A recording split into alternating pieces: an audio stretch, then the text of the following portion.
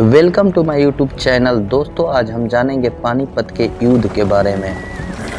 पानीपत का प्रथम युद्ध 21 अप्रैल 1526 को हुआ था।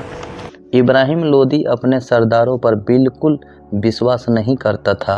उसके सरदारों का इब्राहिम लोदी के प्रति विश्वास खत्म होने लगा और इब्राहिम के शासन से उसके सरदार बिल्कुल नाखुश थे।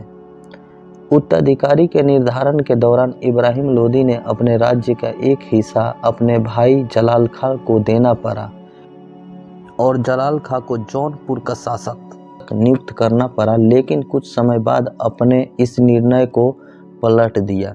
दिल्ली के सिंहासन पर इब्राहिम लोदी आसीन था।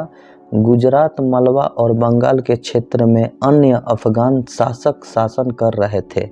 पंजाब में दौलत खां लोदी का शासन था। मेवाड़ में राणा सिंह का शासन था। दक्षिण भारत में कृष्णदेव राय के नेतृत्व में विजयनगर साम्राज्य स्थापित था।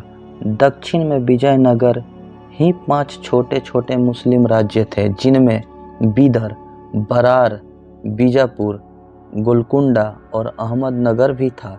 पंजाब के सूबेदार दौलत खां लोदी और इब्राहिम लोदी का चाचा आलम खां लोदी ने बाबर को भारत पर आक्रमण का न्योता दे दिया।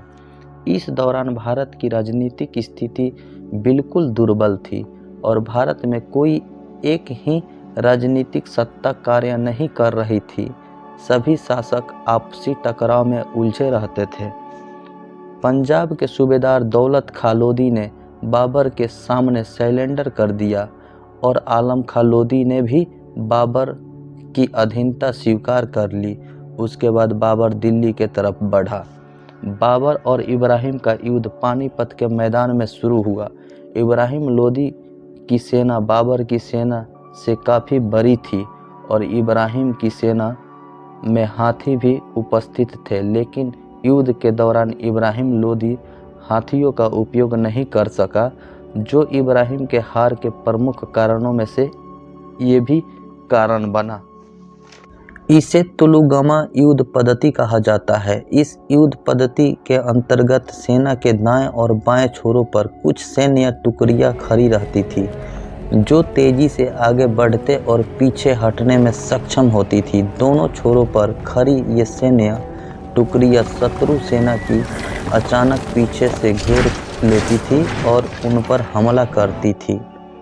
बाबर ने इस युद्ध को जीतने के लिए तोपों को सजाने की उस्मानी विधि का भी प्रयोग किया था और उसके सेना में 2 घातक तोपची मौजूद थे, जिसका नाम मुस्तफा और उस्ताद अली था। बाबर का कुशल सैन्य ने इब्राहिम लोदी की सेना को धूल चटा दिया और इस युद्ध में बाबर की जीत हुई।